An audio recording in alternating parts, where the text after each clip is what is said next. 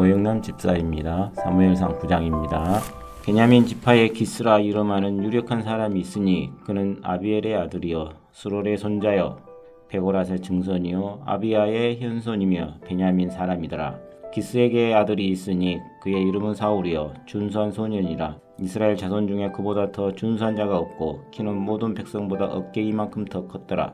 사울의 아버지 기스가 암나기들을 잃고 그의 아들 사울에게 이르되 너는 일어나 한 사환을 데리고 가서 암나기들을 찾으라 하매 그가 에브라임 산지와 살리사 땅으로 두루 다녀 보았으나 찾지 못하고 사알림 땅으로 두루 다녀 보았으나 그곳에는 없었고 베냐민 사람의 땅으로 두루 다녀 보았으나 찾지 못하리라.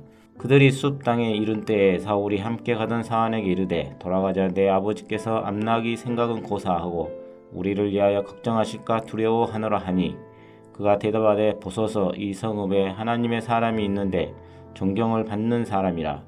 그가 말한 것은 반드시 다 응하나니 그리로 가사이다. 그가 혹 우리가 갈 길을 가르쳐 줄까 하나이다 하는지라. 사울이 그의 사환에게 이르되 우리가 가면 그 사람에게 무엇을 드리겠느냐.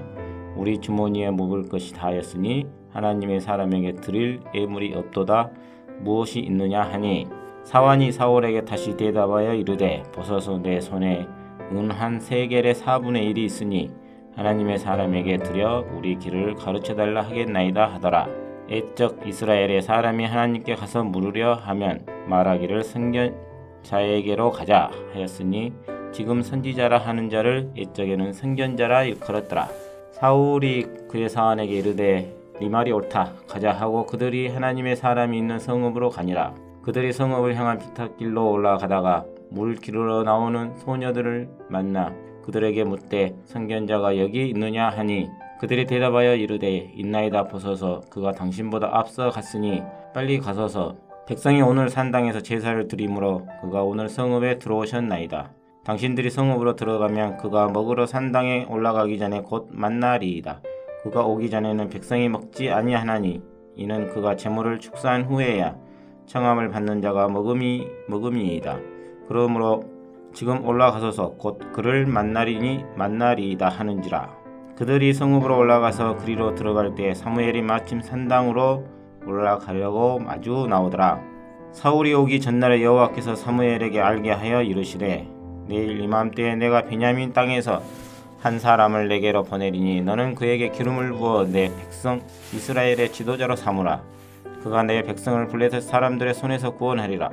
내 백성의 부르짖음이 내게 상달되었으므로 내가 그들을 돌보았노라 하셨더니 사무엘이 사울을 볼 때 여호와께서 그에게 이르시되 보라 이는 내가 네게 말한 사람이니 이가 내 백성을 다스리라 하시리라. 사울이 성문한 사무엘에게 나아가 이르되 선견자의 집이 어디인지 청하건대 내게 가르치소서 하니 사무엘이 사울에게 대답하여 이르되 내가 선견자이니라. 너는 내 앞에서 산당으로 올라가라. 너희가 오늘 나와 함께 먹을 것이요 아침에는 내가 너를 보내되 네 마음에 있는 것을 다 내게 말하리라. 사흘 전에 이룬 내 암나기들을 염려하지 말라. 찾았느니라. 온 이스라엘이 사모하는 자가 누구냐. 너와 네 아버지의 온 집이 아니냐 하는지라. 사울이 대답하여 이르되 나는 이스라엘 지파의 가장 작은 지파 베냐민 사람이 아니니까 또 나의 가족은 베냐민 지파 모든 가족 중에 가장 미약하지 아니하니까 당신이 어찌하여 내게 이같이 말씀하시나이까 하니 사무엘이 사울과 그의 사환을 인도하여 객실로 들어가서 청한 자 중 상석에 앉게 하였는데 객은 30명 가량이었더라. 사무엘이 요리인에게 이르되 내가 네게 주면 네게 두라고 말한 그 부분을 가져오라. 요리인이 납독자와 그것에 붙은 것을 가져다가 사울 앞에 놓는지라. 사무엘이 이르되 보라 이는 두었던 것이니 네 앞에 놓고 먹으라. 내가 백성을 청할 때부터 너를 위하여 이것을 두고 이때를 기다리게 하였느니라. 그날에 사울이 사무엘과 함께 먹으리라. 그들이 산당에서 내려 성읍에 들어가서 사무엘이 사울과 함께 지붕에서 담화하고 그들이 일찍이 일어날새 동뜰 때쯤이라. 사무엘이 지붕에서 사울을 불러 이르되 일어나라. 내가 너를 보내리라 하매 사울이 일어나고 두 사람 사울과 사무엘이 함께 밖으로 나가서 성읍 끝에 이르매 사무엘이 사울에게 이르되 사환에게 우리를 앞서게 하라 하니라. 사환이 앞서감으로 또 이르되 너는 이제 잠깐 서 있으라. 내가 하나님의 말씀을 네게 들려주리라 하더라. 하늘에 계신 우리 아버지여, 이름이 거룩히 여김을 받으시오며 나라가 임하옵시며 뜻이 하늘에서 이룬 것 같이 땅에서도 이루어지이다. 오늘날 우리에게 일용할 양식을 주옵시고 우리가 우리에게 죄 지은 자를 사하여 준 것 같이 우리 죄를 사하여 주옵시고 우리를 시험에 들게 하지 마옵시고 다만 악에서 구하옵소서. 대개 나라와 권세와 영광이 아버지께 영원히 있사옵나이다. 아멘.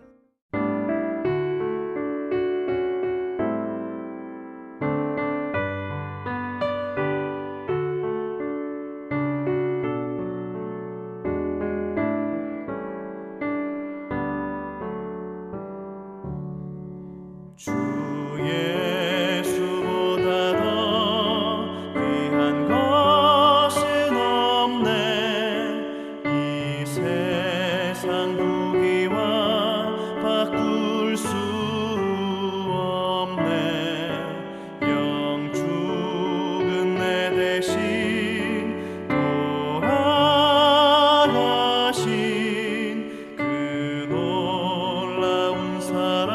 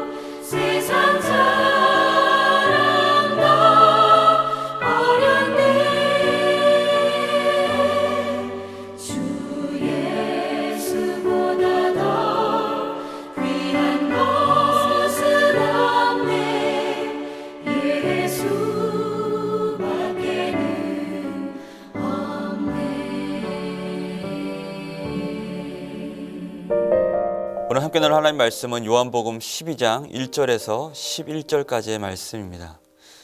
그중 1절에서 3절까지의 말씀을 제가 읽도록 하겠습니다.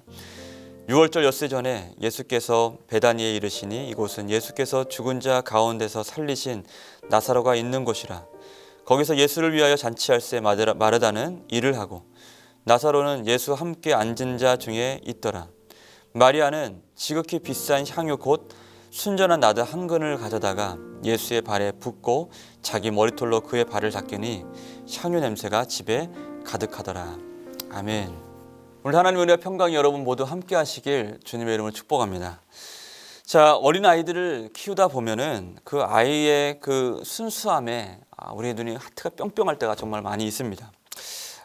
아이들이 뭐 말도 안 되는 모습으로 실수할 때도 사랑스럽고 또 세상 이치 모르는 말을 할 때도 어떤 때는 너무나 귀여워서 웃음을 짓게 만들죠. 근데 아이들 정말 이쁠 때가 언제일까라고 했을 때 부모 입장에서는 아이가 부모에게 이 아이가 정말 계산되지 않는 정말 생각지도 않은 사랑의 표현해 줄 때가 아닌가 생각이 듭니다. 저희 아들 같은 경우는 나중에 크면 뭐 헬리콥터가 오르락 내리락 할 수 있는 그런 큰 건물을 사주겠다고 뭐 이런 말도 안 되는 얘기를 약속을 가끔 하긴 합니다만 뭐 아마 이 아이가 그보다 더 큰 것을 생각할 수 있었다면 아마 그것을 표현하지 않았을까라는 생각합니다. 그만큼 이 아이의 사랑이 정말 그렇게 순수한 거죠. 자, 오늘 본문에서는 그와 같은 사랑의 모습을 볼 수 있게 하는데 바로 마리아의 사랑의 모습을 오늘 말씀 통해서 만나게 됩니다. 예수님께 향유를 부어드린 이 내용, 사실은 이 본문은 사복음서에 모두 소개가 되는 아주 중요한 내용입니다. 그러나 이 사건이 전체가 다 연관성이 있는가, 다 같은 내용인가, 뭐 이런 얘기에 대해서는 많은 학자들의 이견이 있습니다. 예를 들어서 마태와 마가는 베다니 나병 환자 시몬의 집에서 이 일이 있었다고 얘기를 하는데, 누가 같은 경우는 뭐 한 익명의 바리새인의 집에서 있었다고 얘기를 하고, 또 거기서 등장한 여인도 한 부도덕한 여인으로 소개가 하고 있죠. 뭐 요한의 경우는 베다니에서 일어난 일로 얘기합니다. 이 부분만 봤을 때는 마태, 마가와 조금 밀접한 연관성이 있는 내용이 아닌가라고 생각이 됩니다. 여튼 간에 오늘 말씀의 배경은 6월절 엿새 전, 그리고 베다니에 예수님께서 이르셨을 때 있었던 일로 소개하고 있고, 또 그때에 예수님을 위한 아주 큰 잔치가 있었다고 설명을 하죠. 먼저는 오늘 말씀 이전에 있었던 11장 말씀의 메인 테마를 봐야 될 부분인 것 같은데, 나사로가 죽었다가 살아나는 일이 있었죠. 이 일이 얼마나 극적이었는지 베다니 전체가 들썩였고 또 큰 잔치가 벌어졌다고 말씀을 합니다. 그리고 죽었다가 살아난 나사로는 예수님과 함께 앉아서 먹고 마시며 즐거운 자리에 함께 했습니다. 근데 이 잔치를 더 성대하고 아름답고 또 큰 의미를 더해주는 일이 있었죠. 그것이 바로 이 마리아가 예수님께 값비싼 향유를 부어드린 일이 있었던 거죠. 오늘 3절 말씀 보면은 마리아는 지극히 비싼 향유 곧 순전한 나드 한 근을 가져다가 예수의 발에 붓고 자기 머리털로 그의 발을 닦았다고 얘기를 합니다. 그리고 그러자 이 향유 냄새가 온 집에 가득했다고 설명을 하죠. 이 향유 자체로 사실 특별합니다. 그러나 오늘 요한은 이 그녀의 드림이, 이 향유를 드리는 이 마음이 얼마나 특별했는지를 더 부각하기 위해서 최상급의 표현을 더하고 있습니다. 이를 통해서 마리아의 사랑이 어떤 사랑이었는지를 볼 수 있는데, 첫 번째로 그녀가 드린 이 향유는 세상에서 그녀가 드릴 수 있는 최고의 사랑의 표현이었죠.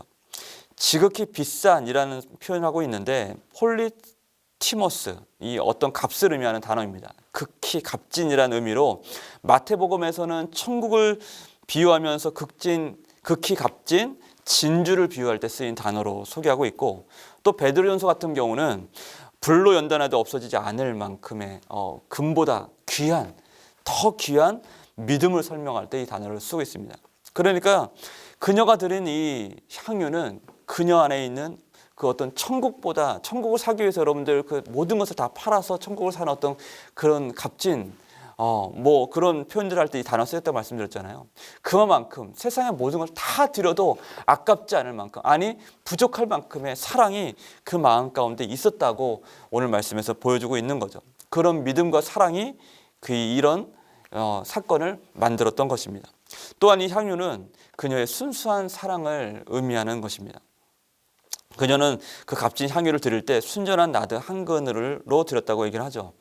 당시 유대 문화는 옆으로 누워서 식사를 하곤 했죠. 그러니까 아마도 상상해 봤을 때 그녀는 여인의 모습이었기 때문에, 신분이었기 때문에 어려운 마음으로 예수님을 찾아갔을 것이고, 또 그의 누워 계신 발치로 다가갔을 것입니다. 그리고 본문에서 향유를 부었다고 할 때 아마 병을 깨뜨린 것이 아니라, 오늘 본문에서 봤을 때는 마개를 깨뜨려서 열고 그 발에 부었을 것입니다. 나드 한 근이라는 거는 약 오늘날의 계산법을 했을 때 350ml 정도, 500ml 우유 정도 팩을 생각했을 때 그보다 좀 못 되는 양을 부어드린 모습을 아마 연상하시면 될 겁니다. 이때 순전한이라는 표현을 쓰고 있죠. 이것이 어떤 의미일까? 순전한이라는 해당하는 헬라어는요, 피스티코스, 믿음, 신실함을 뜻하는 피스티스에서 유래된 단어입니다. 그러니까 그녀가 드린 이 모습은, 이 순전한 나드 한 근의 이 향유는 아무런 첨가물이 없는 깨끗한 향유를 뜻하기도 합니다만, 순수한 믿음, 아무것도 첨가되지 않는 그야말로 순수한 신실한 믿음을 뜻하는 모습으로도 설명되어 있다는 거죠. 여러분, 우리는 얼마나 많은 경우 이런 순수함의 모습을 잃어버린 채 하나님께 나아가는 경우가 많은지 우리는 한번 생각해 볼 필요가 있습니다. 여러분, 말라기서 말씀을 보면은 이스라엘이 그랬죠. 이스라엘은 이렇게 얘기했습니다. 이 희생 제사가 얼마나 번거로운고 하면서 이 번거롭다는 이 과정들, 이 상황들 때문에, 이 제사 때문에 순전하지 않은 제물을 드리거나 또는 더러운 떡, 저는 것, 그리고 병든 것을 드리면서 하나님께 우리가 언제 제사 드리지 않았던 적이 있었나요? 라고 하나님께 반문하고 묻는 어떤 그런 장면이 말씀간에 설명되어 있죠. 한마디로 그들은 때가 많이 묻은 모습으로 하나님께 늘 두려움 없이 나갔다는 것입니다. 여러분, 하나님은 이에 대해서 뭐라고 말씀하시나요? 내 사자를 보낼 것인데 이 사자가 오면 그는 표백하는 자의 불과 표백하는 자의 제물로서 그들을 정결하게 할 것이다 라고 말씀합니다. 그러니까 이 제물이 뭐예요? 강한 산성을 띤 용액이잖아요. 이 강한 산성으로 얼룩을 제거하는 것처럼 너희들의 그 때를 다 제거할 것이다 라고 말씀을 합니다. 말씀 정리하면, 하나님은 우리의 사랑이 다른 것과 비교되지 않는 최고의 사랑으로 하나님께 드려지기를 원하십니다. 하나님 우리를 중심에 모신다고 말씀하시잖아요. 또 우리의 사랑이 바로 이 여인과 같은 사랑, 어떤 사랑이요? 첨가물이 들어가지 않은 그야말로 순수한 사랑, 순수한 믿음의 사랑, 그 믿음으로 주 앞에 나오길 원하신다고 오늘 말씀 통해서 우리에게 말씀하고 있는 거죠. 그런데 오늘 말씀에서 등장하는 한 인물을 또 주목해 볼 필요가 있는데요. 누군가요? 가룟 유다입니다. 그 가룟 유다는 이런 상황이 언짢았어요. 이 여인과 대비되는 인물, 이 가룟 유다는 다른 복음서에서는 다른 제자들이라고 말하고 있는데, 어찌됐건 간에 이 사람들은 이 마음 가운데 다른 가치관으로 이 상황을 보고 있었습니다.